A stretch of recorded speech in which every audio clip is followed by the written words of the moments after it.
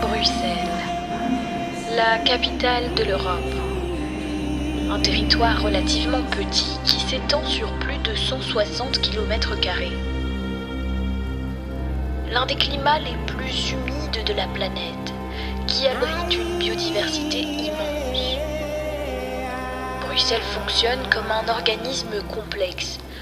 Un organisme où des milliers de langues sont parlées. Pour faire régner l'ordre, c'est la loi du bilinguisme qui régit. Cependant, ici comme à la jungle, il y a toujours une espèce qui ne craint personne. Une famille de spécimens, les maîtres incontestés de la forêt. À Bruxelles, règne la francophonie.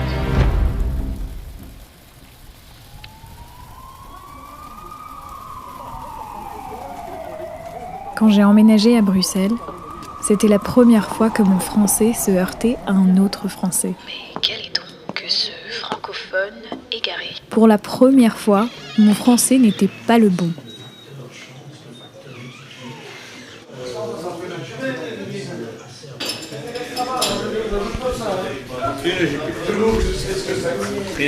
La vaisselle est parfaite.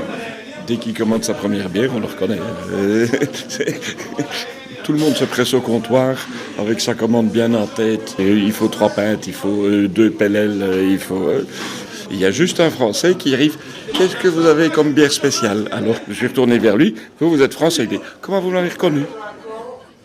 Le francophone venu de France représente aujourd'hui 15% de la population de Bruxelles. Le marché immobilier abordable favorise la profusion de son espèce. Elle a fait ouais, c'est bon, prends-le, je sais que tu veux. Là, dire que c'est un moment incroyable qu'on vit ensemble. C'est le choc de la fin du monde. La vérité, c'est que je ne suis qu'un petit spécimen dans cette faune immense.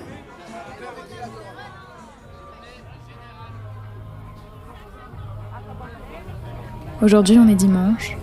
Je suis au marché des abattoirs, il drache, je porte un jogging beaucoup trop grand pour moi et je sais plus comment commencer ce reportage. Je voulais tendre mon micro aux francophones de Bruxelles, mais lesquels en fait ? Il y en a des tas. Je suis là à les entendre. Comment faire quand il y en a tant ? Et comment ça se fait d'ailleurs qu'il y en ait tant et qu'ils soient tous si différents ? Buongiorno, ça va? J'ai déjà beaucoup appris et vraiment les plats des pays extérieurs c'est très bon. On mange cuit, mais il faut que ça soit bien cuit, sinon ça fait mal la langue. Je fais des pastoroni, je mange des courgettes, des aubergines, des mozzarella, brocoli, poireaux. Si la francofaune est aussi vivante aujourd'hui, c'est grâce à l'arrivée de certaines espèces qui se sont greffées à un écosystème qui n'était pourtant pas le leur.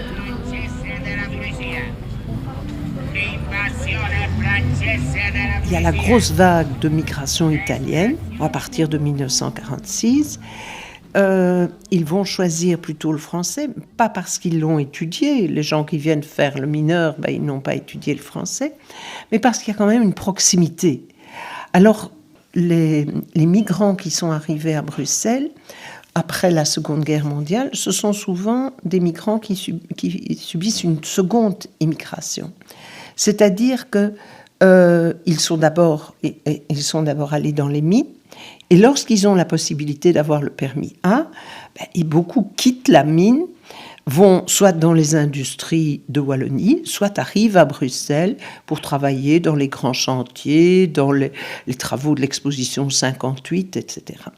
Et donc cette vague-là d'Italiens puis d'Espagnols, ce sont des gens qui ont déjà eu contact avec le français en Wallonie et qui, bien sûr, à Bruxelles, vont être comptabilisés comme des francophones et pas comme des néerlandophones. Ce sera vrai pour les Italiens, pour les Espagnols, en partie pour les Grecs, pour les Marocains aussi, parce que, en fait, les Marocains qui arrivent du Maroc ont une idée de la francophonie.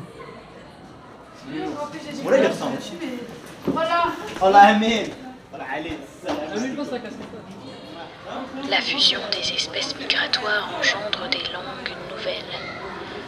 C'est le cas du maroxellois, langage hybride parlé par le francophone venu du Maroc. C'est vrai. Arrête de hagar.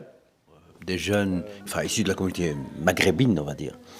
Ils sont plutôt francophiles et francophones, puisque là-bas, le néerlandais était une langue qui n'était pas connue. Dans le quotidien à Bruxelles, il y avait évidemment les bruxellaires, ceux qui mélangeaient un petit peu de français et de néerlandais, qui faisaient une langue très précise, très particulière aussi à Bruxelles.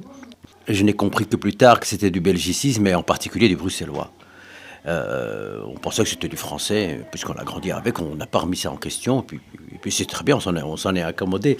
Au point que quand on partait en vacances, par exemple, voir la famille au Maroc, au Bled, on rencontrait des Marocains de France qui se moquaient de nous parce qu'on avait des expressions très particulières qu'ils ne connaissaient pas du tout. Le mot chipoter, par exemple, c'est typiquement belge. Je ne savais pas, voilà. La première fois que j'ai entendu parler de ce mot-là, maroxellois, c'était dans les fin des années 80, début 90. Parce que c'est clair qu'à un moment donné, on a acquis une sorte de langage qui nous était propre, qui était lié à du français, à du bruxellaire, comme je viens de le dire, et aussi à quelques expressions maghrébines. Et tout ça a été un peu mélangé avec un peu de tout, quoi. Et ça a créé du maroxellois. Et aujourd'hui, ça a un petit peu évolué, ça a un peu changé. Ils ont des expressions que des gars de ma génération n'utilisent pas ou n'utilisent plus. Ces jeunes, au final, quand ils sont nés ici, n'ont pas une maîtrise réelle de l'arabe. Ils ont un français qui, au final, est moyen. Et il y a une sorte de langage qu'ils ont développé entre eux. Le problème, c'est qu'entre eux, ils se comprennent très bien par rapport à ce langage-là. Ils ont leur code.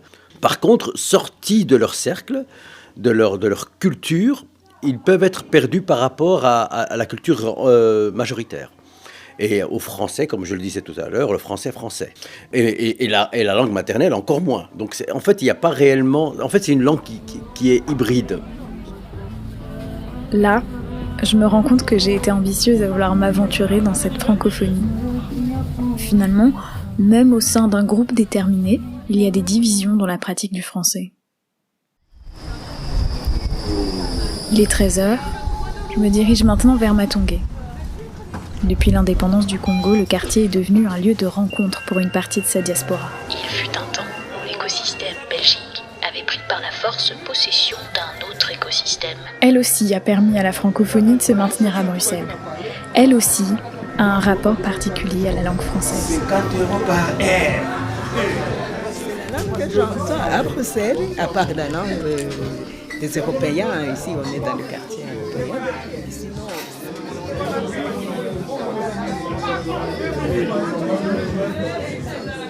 Quand tu parles un français standard, comme le français qu'on a toutes les deux pour cette interview, certains membres de la diaspora vont croire que tu essayes de parler comme un blanc. Et c'est une expression qui est très bizarre parce que le simple fait de parler une langue n'a rien à voir avec une couleur de peau ou une ethnie. Et pourtant, c'est la première chose qui vient dans leur tête. Donc, quand tu parles un français standard et que tu parles sans accent ou sans la gestuelle qui va avec, parce que dans l'imaginaire collectif congolais, le Congolais, c'est quoi ? Il parle fort, il a un certain accent, c'est un peu un blédard, entre guillemets, comme on dit chez nous. Pour eux, tu es un outcast. On te répète tellement ça que toi, tu te remets en question, tu remets en question ton identité. Tu te dis, mais est-ce que c'est le simple fait de parler normalement français qui fait que je ne suis pas congolaise, ou alors c'est les Congolais qui ont un manque de confiance en eux ? Parce que pour arriver à dire que parler bien, que tout ce qui est positif dans la langue française, c'est que les Blancs qui peuvent le faire, c'est qu'il y a encore un sérieux problème à l'intérieur. Et c'est ça aussi qu'il faut creuser. Dans leur tête, je pense que c'est encore le traumatisme de la colonisation par la Belgique en Afrique, cette espèce de relation ambiguë entre l'homme blanc, l'homme noir, toutes ces représentations. Je pense que ça joue énormément. Ce qu'on a là, c'est l'héritage de tout ça. Qu'on le veuille ou non, tu ne trouves ta place nulle part, rien que parce que tu ne parles pas comme les autres voudraient que tu parles. nous y voilà. L'appartenance. Parler d'une certaine manière, c'est appartenir à un certain groupe. Chaque accent est un monde. Moi, je voulais donner à écouter une jungle et les bruits de sa faune grouillante. Tout ce que j'ai fini par entendre, c'est que même si la francophonie, elle domine, elle est aussi faite de lutte et d'insécurité. Comme si chaque espèce s'y battait pour garder sa singularité, pour garder sur le bout de la langue la musique de son histoire. Je pourrais tendre 1000 fois mon micro, 1000 fois, je crois, j'entendrais un français qu'on dirait d'ailleurs si je ne l'entendais ici. Ce que j'ai entendu, c'est qu'une langue, ça se tire, ça se tend, ça se possède, et qu'on le veuille ou non, ça se partage. Quoi? C'est pas vrai! Non! Les Flamands, on ne les voit pas et on ne les entend pas non plus parce qu'ils parlent beaucoup français. C'est juste le français qui me permet de pouvoir communiquer avec les autres. Non seulement le français, déjà Bruxelles, bon, je dirais c'est le français qui domine plus. Ben non, ici ça se dit une couque au chocolat. Il n'y a pas de discussion entre le pain au chocolat ou la chocolatine, c'est une couque au chocolat. Tu me plais, comment tu vas? Elle m'a assis sur le téléphone.